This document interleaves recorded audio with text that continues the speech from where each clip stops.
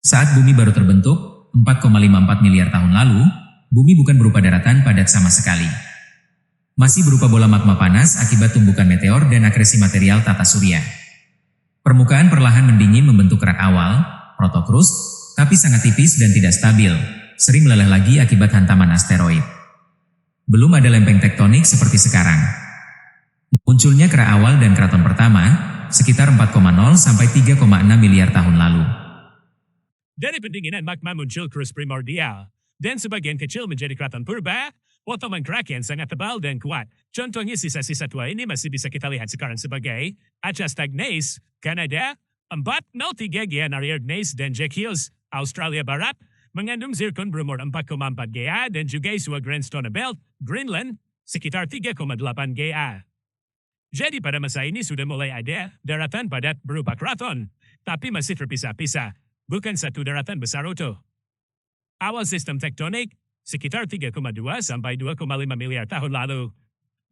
Inilah masa Archean Proterozoik, saat mantel bumi cukup mendingin sehingga kerap mulai bergerak secara tektonik. Terjadi subduksi awal, kolisi mikrokontinen, dan pembentukan sabuk batuan hijau, grandstone belts, seperti yang Pak Geo sering jelaskan. Keraton-keraton kecil mulai bergabung menjadi superkontinen pertama, seperti Or 3,0 Ga. Kenorlan, 2,7 sampai 2,5 Ga. Lalu disusul Columbia Nuna, 1,8 Ga, Rodinia, 1,1 Ga, Panotia, hingga Pangea, 300 juta tahun lalu.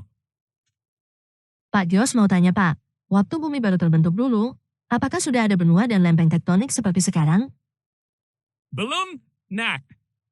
Waktu itu kerak bumi masih tipis, ibarat kulit tipis di atas sup magma mendidih. Jadi, belum ada yang namanya subduksi, patahan, atau pegunungan tektonik ya, Pak? Atau bagaimana? Betul sekali, memang kamu ini santai tapi otak mengikuti terus ya. Oke. Kerak awal itu lembek dan cepat meleleh. Belum kuat untuk pecah jadi lempeng.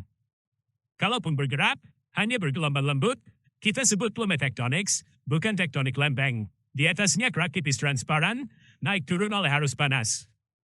Kerak tipis, 10 sampai 20 km, belum stabil, sering meleleh kembali. Dan baru setelah ratusan juta tahun, mantel bumi mendingin, kerak mengeras, dan mulai membentuk daratan kecil yang kita sebut keraton. Berarti Pak, bumi muda itu belum punya benua, belum punya gunung, hanya lautan magma yang mulai tenang?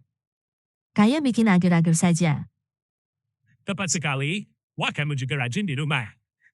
Dari kerak tipis itulah, perlahan lahir daratan pertama, lalu benua-benua awal. Semua dimulai dari lapisan tipis yang berjuang bertahan di panasnya bumi muda. Dari kerak tipis inilah yang menjadi daratan pertama. Disinilah sejarah tektonik bumi dimulai. Kesimpulan sederhana.